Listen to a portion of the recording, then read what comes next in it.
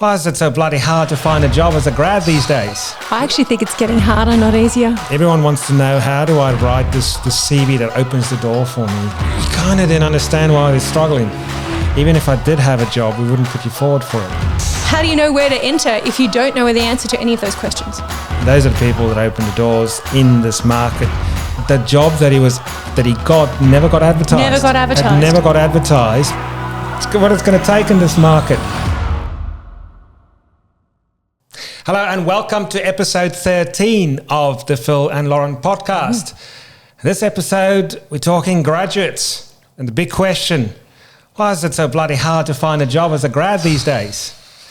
It's been a tough run this year for graduates, or at least from all the phone calls we've been having. And I think we've been very immersed in that world through a lot of conversations, through the online program we've put together this year. We've spent a lot of effort and time into building something that people can access. May as well give a quick shameless plug for the online course here. We've got an online platform that you can go and access if you're looking for a job. That'll talk you through all the steps of how to do it if you're struggling. But we'll talk about that a little bit more later on. But basically what we're finding at the moment is, look, it's always a tough one. There's always going to be more. In any given year, there's always more jobs than graduates. If you're just looking at more graduates than there's more jobs as you're coming out of university. If you just look at the pure numbers, however, the sort of people that builders often want to hire, that's a different conversation, and that's the conversation we're having here. Yes. So, what are they actually looking for? Because everyone thinks it's you've done your degree, bachelor's degree. Sometimes you've done a master's degree, and what else is it supposed to do? Like, people saying, well, people get rejected because they get told they haven't yet got any experience, but they're graduates. Should they have experience? Why should they have experience? And I guess it all gets a bit murky, a bit confusing, a bit frustrating. Yeah, a lot of frustrated people out there. Absolutely. But then I also find that when I speak to graduates, when they call us up for help, you kind of didn't understand why they're struggling. Sadly, that's true. Then you become the frustrated one. I get frustrated because, we've become, since you've joined, you've sort of rubbed off on me in terms of being quite passionate about trying to help graduates. And I often enjoy, if someone comes to me and actually asks some good questions, and actually I get the sense that they really want to be helped, and I often give them more time than I should by trying to help. But more often, most people that contact us, they just say, hey, can you have you got any opportunities? Yeah. No. Have you got any other questions? Well, keep me in mind for any other future opportunities. And you go, okay, well, the conversation we've just had demonstrates to me that very little to nothing about the industry. Yeah. The way you're going about doing things is not really helping you. So, and no one really wants to engage with you, give you any time and talk to you. So I'll give you 20 minutes right now. Yeah. Have you got any better questions? No. You're like, well, madness. Okay, so how are you going to then help? But what we are finding is that there's multiple reasons for people then not asking that question. There's probably two groups of people. One group of people is the ones that simply don't really care. It's just like, well, I'm just going to keep applying, keep doing the same thing until I get a job, because I've done the hard work, I've done my degree, so I'm entitled to a job, aren't I? Oh, yes, yeah. Those people probably wouldn't listen to this podcast, or would have switched it off by now, or maybe switch it off now. The second group of people just they really do have all those personal attributes that we always talk about that builders actually want, but they don't have enough. They don't have a real starting point to build on to ask the right questions. Yeah. So they don't kind of know where to go from here. Yeah. And this is where the whole world of the academic world, as it relates to construction, and the real world, and that as a problem. And I think this is one of the big challenges that we deal with, that we want to discuss in this podcast. And you've experienced it firsthand. Oh, yeah. Look, I've just stepped out of that world myself. I was a teacher until sort of partway through 2022, and then I transitioned from that world into the real world of recruitment, as we like to talk it. And I had to learn these lessons myself, and how I saw myself working as a recruiter and how I saw myself transitioning and bringing those skills over was totally different from the reality of it. And I mean, number one, I saw myself being this graduate recruiter working with all of these young people to help them get their first role. And, my first lesson probably was the fact that recruiters rarely work graduate roles. Yes, and that's a challenge for us, because we do place graduates every year, some years more than others, but effectively we don't get involved in the proper graduate intake programs, and often builders will use us, are good clients that we have for graduates, but sometimes they'll just go and do it themselves. And this is the simple economics of it, is that builders pay recruitment companies a fee when the placement's done. So if we've got thousands of graduates out there, they will rather just put an ad on Seek or run their own program, and there's a filtering process rather than having to pay the recruiter a fee, especially if they've got a lot of in-house talent acquisition teams. Sure. And that's their job to do it. Some of the companies that we work with don't have that. But when graduates call us up asking for a job, and we go, can't help you, got any questions? No. And it's like, well, that's the sort of approach that you're coming to me with.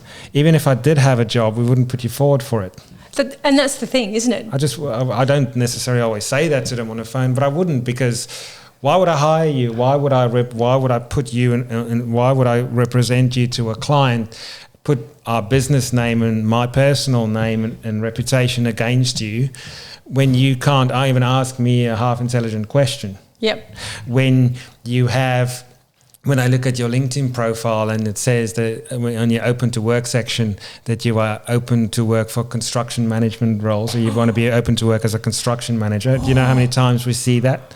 All or the you time. want to be open to work as a project manager, It just shows me that you have absolutely no idea about the industry, but you've got a master's degree. So you spent 6 years at university, but you're looking for a job as a construction manager. Sometimes they'll even say this to me.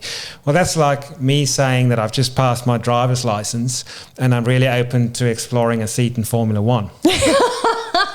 That's effectively what you're saying to me. Yeah. For those of you not quite certain, a construction manager is an extremely senior person in a builder. And while you might do a construction management degree, that does not make you a construction manager. Most of them earn at least 300 grand a year. Yeah. 250, 300 plus, sometimes way more. Yeah. And but you've just finished. You're working at 7-Eleven. You finished your master's degree where you want to be a construction manager. So this is where it comes to where the frustration comes, because. People say, well, I haven't yet had an opportunity to work in the industry, so I can't demonstrate experience and expertise.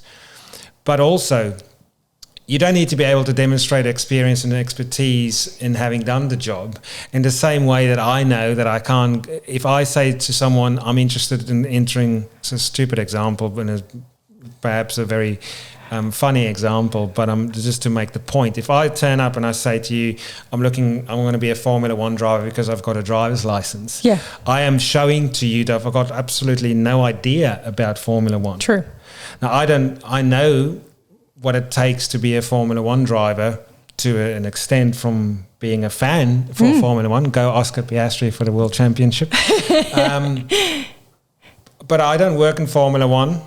So, it's like I say to someone the other day, name 5 companies. So what do you want to do? You want to work for a builder? Yes, I want to work for a commercial builder. And I said to them, name 5 companies that can give you the job that you want. And they went John Holland, Arup, WSP. I was like, well, hang on a second. Well, what does Arup do? Yeah. You need to understand what an entry-level position looks like and what the industry expects of you, what builders are looking for, and who you want to work for, and what that even looks like. Yeah. So how do you know where to enter if you don't know the answer to any of those questions? And where we are finding people that are opening the doors, they are people that don't really impress very well on paper because some of them don't even have a degree. They've got a diploma, or most of them don't have a master's degree. Some of them do, but not necessarily. That doesn't make a difference. But they understand what is fundamentally important and are able to communicate that to the right people in the right way that resonates. And those are the people that open the doors in this market. If the market is busy and there's loads of jobs, yes, having a CV and a good academic transcript with good performance, send it in, and there's enough opportunities, might get opportunity. But I can't see that happening in the next 24 to 36 months.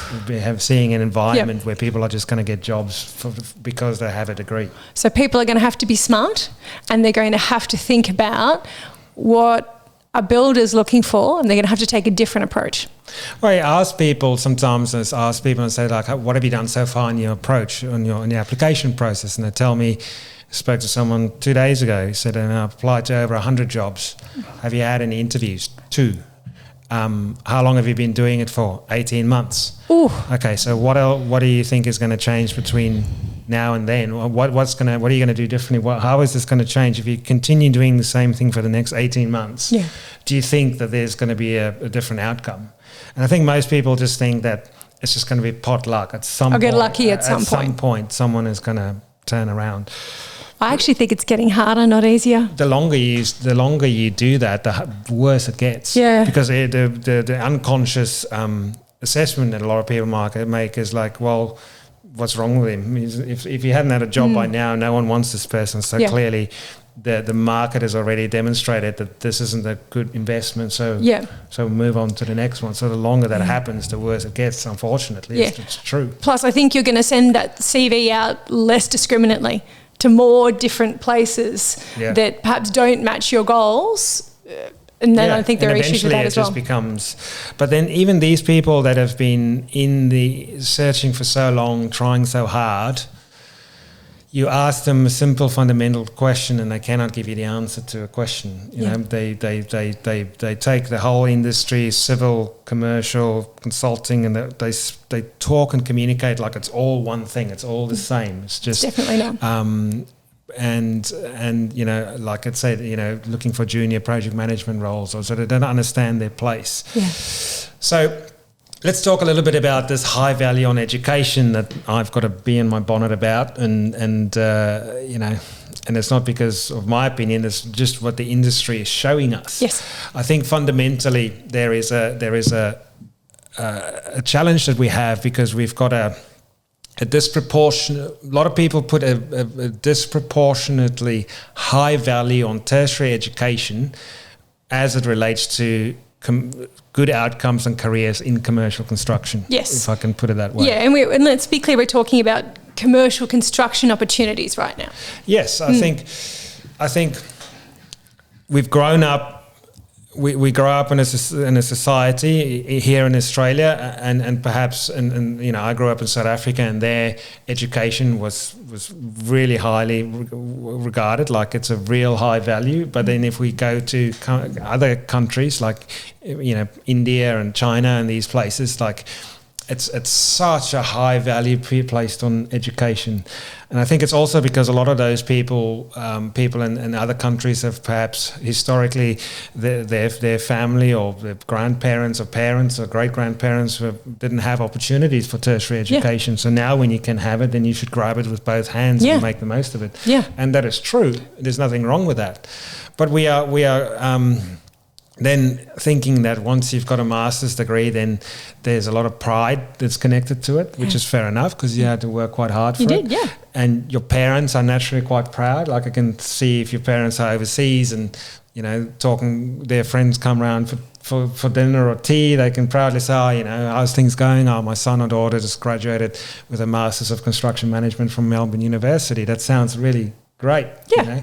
And there's this perception then that the whole world's going to open and everything is going to be great because you've kind of done the hard part. You've gotten to a different country and you've crossed this hurdle of having this tertiary education that was seen as unachievable. But now the real world hits, and it hits really hard and it hits really unfairly because the outcomes now are what the journey that people walk through, going through school, through going through what they did that gave them status, achievement, success, and good outcomes now no longer works in the real world. Yeah. Because over here, let's not forget, you are the one paying the universities. You're paying for that degree, or you're creating the debt that you're going to have to pay off for that degree. True. There isn't as many variables in the real world. You've got a course structure and a set of parameters. So if you put your head down, work really hard, and if you've got a reasonable amount of intelligence, you don't need to be super intelligent to pass these degrees, as we've come to know. Then you'll get an outcome, and you'll get your photograph at the end of it all with your hat and your what do you call the gown, the mortarboard. And it's all happy days. But the real world doesn't work like that. Also, we also see, I think people see this now as this tertiary education thing as a one size fits all. And I often compare it to the science and medical sciences sector. Yes. I know nothing about this, so I might be talking nonsense, and this is just my opinion. But this is how I see it in my head: is that if you think about research in the medical field, the real world is very closely connected to the universities. The universities do research that gets applied in the real world. The surgeons and the medical professionals that actually work on real people and solve, research cancer or whatever, is very closely connected to the universities, and it is real. Yeah. It's more real. So construction isn't an academic profession. Yeah, I don't think a master's degree helps you better negotiate a contract with a subcontractor. No, unless you're someone who really gets into law, and we spoke about this in the other. Yep. And the other, if you want to be a real sort of expert in the legalities of contracts. And yes. We see some people go do a law degree later on, but that's a different conversation. It is a different conversation, yeah. And then the other thing is talking about the selection criteria, what people then think is important and what builders actually want. The actual people making the hard decisions and the actual hiring decisions. I think there's still a real disconnect with what people think and what is really valuable. And I think you've experienced that in that very first role that you tried to hire. Yeah, so true. Yeah. When you first started, I gave you that grad role, and then I disappeared because I was on a bike trip or something. Yeah, you were bike packing through the wilderness, and I had this grad role, which was my first role, and I was so excited. I had these 12 people interested in the role, 12 candidates, and some of them had master's degrees. All of them were keen to be employed, but the person had that got it was not the academic experience or the great academic record. It was someone. It was a labourer with a diploma. Yeah, absolutely. And he is now 3 years in as he's doing really, really well. He's doing really well, yeah. He's doing really, really well. Yeah. So that person was probably the weakest on paper. On paper, yes. And that was that was the big learning curve for me. Absolutely. So if we think about how the other challenge that people have in the industry is this filtering process that is kind of it has to be created to deal with volume, and it has to be created, and it's sort of artificial. Yeah. And it's a very difficult filtering process, because what it fundamentally boils down to, when people hire graduates, they hire you because the employer needs to have confidence that you are going to be a good medium to long-term investment and a safe medium to long-term investment. And the things that feed into that is not how well you did at university. Yeah. It's how well are you going to integrate into the team? How well do they perceive you to have that real strong proactive attitude and be curious and be hungry to learn. And you need to be front-footed in your own learning and development, because it's bloody tough to get into construction. So if you have spent 6 years at university and you're sitting in front of me, or you're talking to someone and you're saying, so what type of role are you looking for? And you say, oh, look, I'm sort of interested in construction management roles. You are already demonstrating to me that you do not have these things, because you've been you've been in this industry effectively studying for 6 years, and you're telling me you want to be a Formula One driver with a license, you just passed your license. So you're already showing me, I don't care that you've put on your CV that you've got a proactive attitude and that you're hungry to learn. You've just shown me that you're not. You're showing me you haven't gone out to look at what a junior role looks like and what you might be interested in doing. No. And if I say to you, we are a commercial fit-out company, why do you want to work for us? Yep. And you say to me, look, I'm just interested to get my foot in the door. I'm really interested in, working on big projects. Again, you're just not you're showing me that you do not have a good answer. Yep.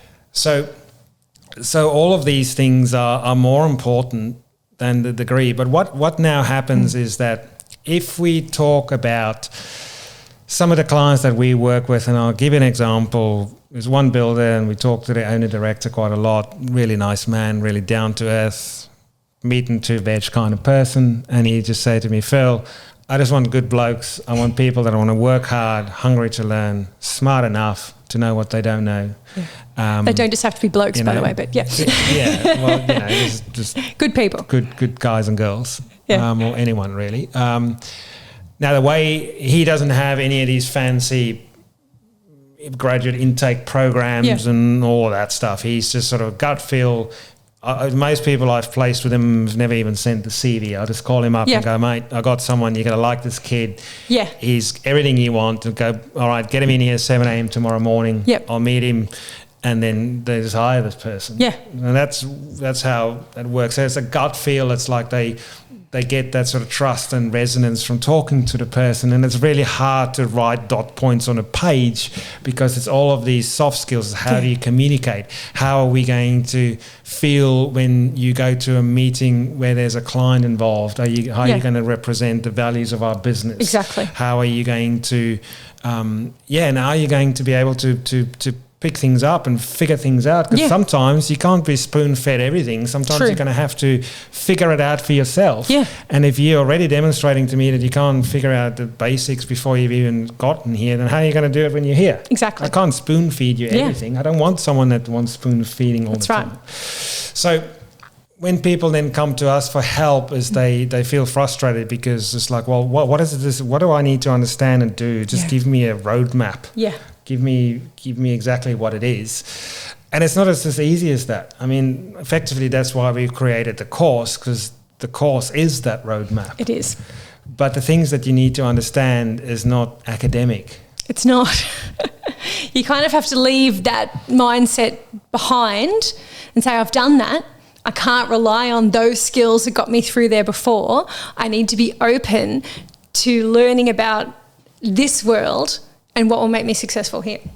Construction is more related. Construction is, yes, from a technical perspective, it is detail orientated. You need to be very detail orientated and you need to be highly organized to be successful, especially if you're working for a head contracted builder in construction management. Like if you want to be a project manager, like everyone wants to be a project manager, yes, you need to have that technical understanding, but it's not academic. But it's far more about the stuff that builders every day tell us that they cannot teach. It's difficult, it's undefinable. It is the soft skills, it is the personality, it is the proactive nature of things. Now, what people, I believe, you need to do, and if we come to some of these stories about the people that have been successful, that have opened the door, that have not necessarily, you wouldn't hire on paper, but you hire the person, not the CV. And this is one thing that's very important. Ultimately, people hire the person, not the CV. Yes, you need the CV to get through the selection process if you're going through, especially the bigger tiers. But ultimately, however you do it, you need to be able to put yourself in front of the right people that make the decisions. And when you walk out of that meeting, they need to have confidence that you're going to be a safe and good investment for the business in the long term. And how do you do that? Yes. Now, the people that we've got some 3 examples here that have done that. Perhaps we start with the person that you know better than most in terms of, because you've known him from the teaching days. It's true. It's true. So someone that I taught that ended up in the construction industry before I did. If that makes sense. Yeah. It's someone who started out, who always wanted to work in construction. He began his diploma. I don't think he finished it. He didn't have to. But he got a job at the same time, did his diploma part-time, got a job at the same time at a small builder and got a lot of experience there. And then that builder went under. Yep. And so he leveraged his experience to get a job at a tier 3 builder, which was quite a big step up. Should we talk about what we know about him? This is someone we still talk to on a regular basis, actually, too. I obviously know him for a long time, so I know all his personal qualities quite well. But when I introduced him to you, how did you find him? The moment I met him, I was like, this person will going to go very far in the industry, and people will hire them in a heartbeat. Yeah. I think almost every builder that you put that person in front of will hire them straight away. Yeah. Why? Because they know exactly where they want to go. They communicate extremely well. They communicate with substance. They tell you what they know and what they don't know. They don't talk about their degrees and whatever, because he hasn't got any. No. He talks about some real world experience. And he was also smart enough. This is the other thing. He was smart enough to know where to find the entry point in the industry. Why? Because he took a lot of time to understand the industry. Yeah. There are some people that are just not going to get a job in tier 1 with their profile and background. No matter, you can turn yourself inside out, upside down, but that selection process is not going to work. But it is not to say that you can't, if you're hell-bent on getting there and you've got some good reasons for getting there, it's not to say that you can't end up there, but you have to spend the time and understanding where will the doors open for you and how do you open those doors. Yeah. But if you just keep knocking on the door, and it'll probably never open because you're pushing against something that's just not going to work. People don't want your profile. Yeah. And this is one thing that I think we've wanted to talk about this earlier, but I'm just going to put it in here quickly. Sometimes the rejection process when you get a no and you get told, well, I've applied for this job, and they say, well, why was I unsuccessful? Sometimes the reasons that you get given is just not the real reasons. Why? Because a lot of those reasons are personal. Like if you've been through a tier 1 interview process or even any interview process, people aren't going to sit you down and go, why didn't you get the job? Because your communication sucked. Yeah. Because you just came across as not very enthusiastic. You didn't give us any sense that you really know what you wanted to do in a career. Frankly, it was just a weak interview. You couldn't answer any questions with substance. You haven't given us any indication that you actually have been out there and applied yourself in terms of understanding the industry and want to give it a red hot go. You've given us none of that, so therefore you're unsuccessful. Because if companies had to do that, they're going to spend so much time doing it, and they're going to get a whole lot of pushback, and they open themselves up to being, potentially for legal ramifications, and because we've seen as discrimination and it's unfair and it's this, that and the other. So what is the easiest way to do? They just give you a clear thing that you can't answer. So you were just unsuccessful because we found other better people, or you didn't have enough experience. And this is where this whole experience thing come in. The guy or girl that's been out there labouring on site or got a job as an estimator with a subby or did whatever. It is not that they have more experience than the person that worked at Woolworths. They're showing that they've got off their backsides early in their career and bang down doors, open doors, because they really want to be in the industry. Yeah. It is more of an attitude thing. It's more of a personality thing. It's more of a gritty thing. Yeah. It's more of a...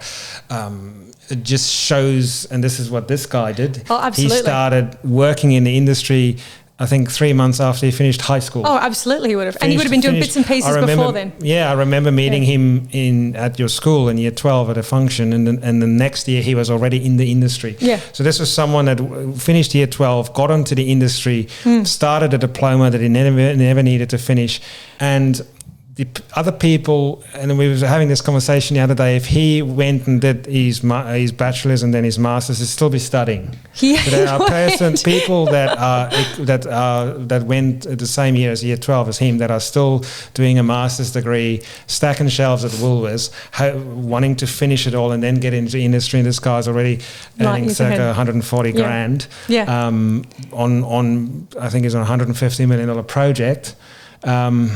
I'd love to place him because I place him 5 times over if he puts his hands up.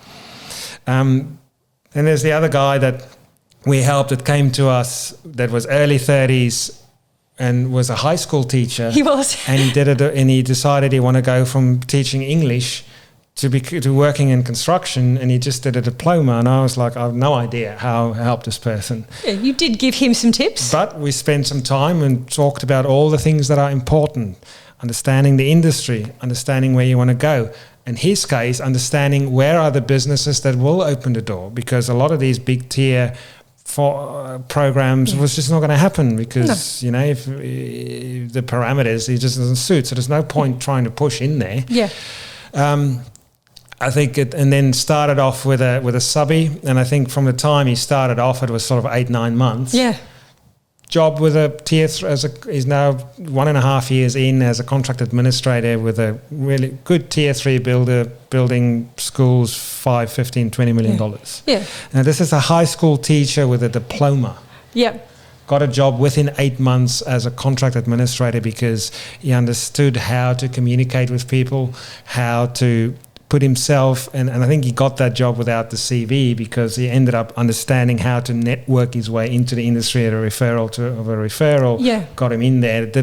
What are you going to say on a CV? I'm a high school teacher with a diploma. What else do you want to know?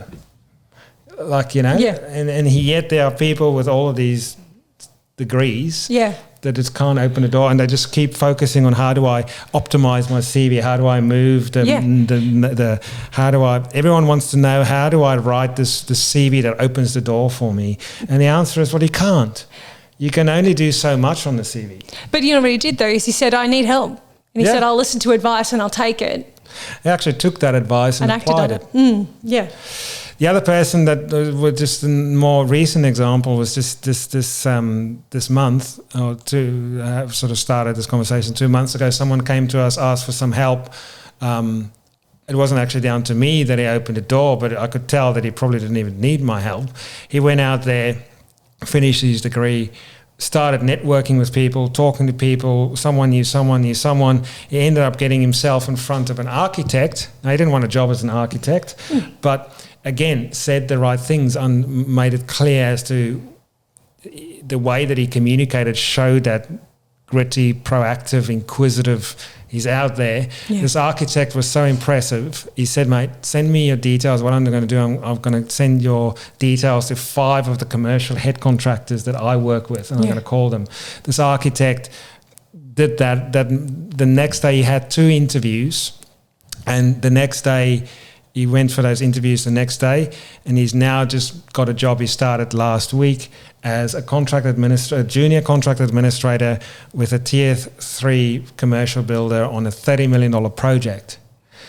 And the job that he got never got advertised. It never got advertised because the architect called up the director and go, hey mate, I met this kid.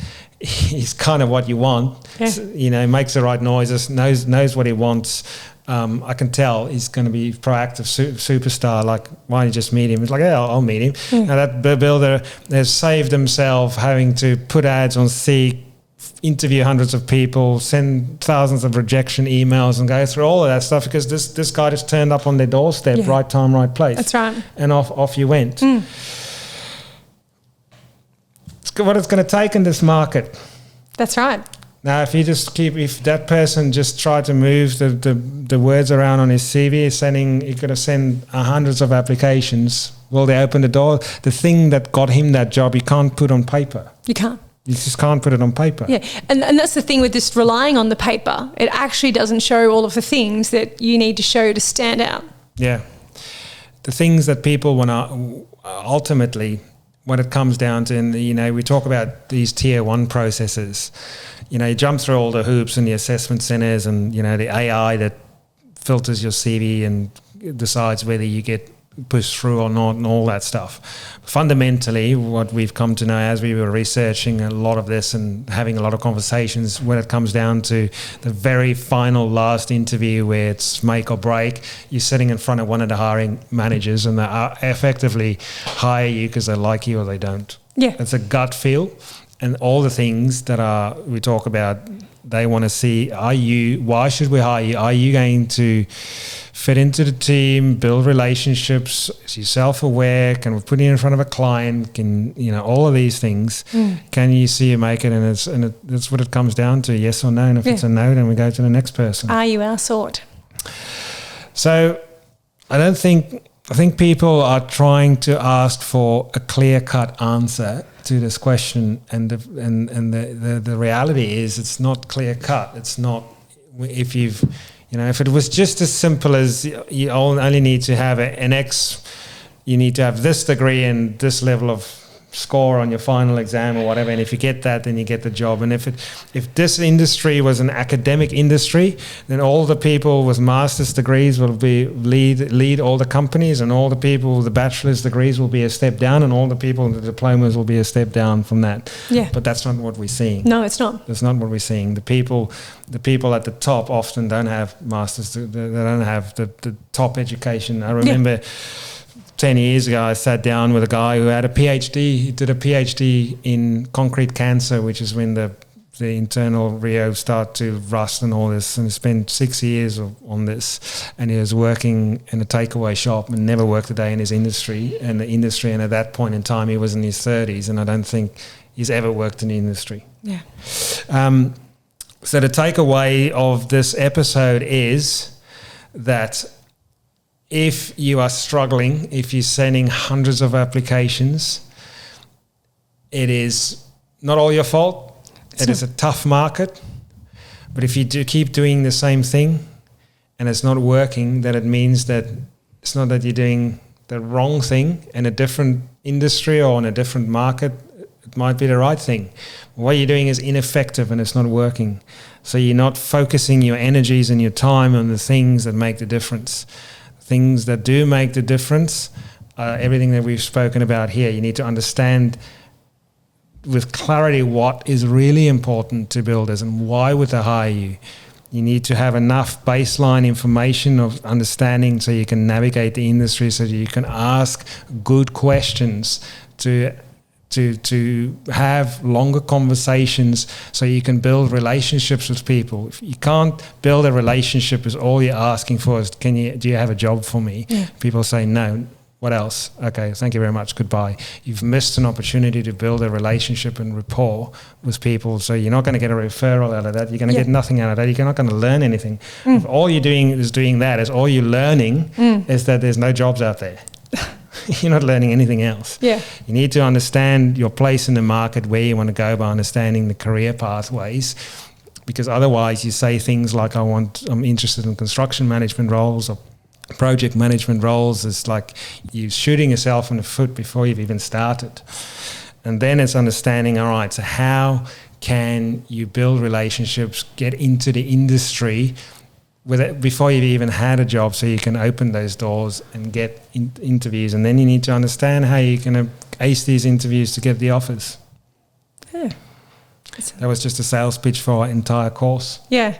Yeah, it takes longer than a podcast to go through it all, but it will make a difference. I think some people have all of this naturally. They come out, and a lot of people just have it. Yeah. Maybe it's from how they grew up, and especially if their family, mum and dad's been in a lot of people we see is like their parents are builders and been in the industry. Obviously, it's much easier for them. Some people just have it easier than others, but if you're struggling, you need to do something different. You can check out our course. All the links will be below the video. Made it easily accessible for everyone to have a crack at. And as always, if we are here to talk to you and help as much as we can. So if you have got some real key questions about the industry, I'll always take your call and I'll give you a bit of time. But if the only question is, have you got a job for me? And I say no, and you say, all right, keep me in mind for any other opportunities will come up, then know that even if I do have opportunities, you're not going to be the person I'm going to call back anyway. Fair? Fair. Thanks for listening.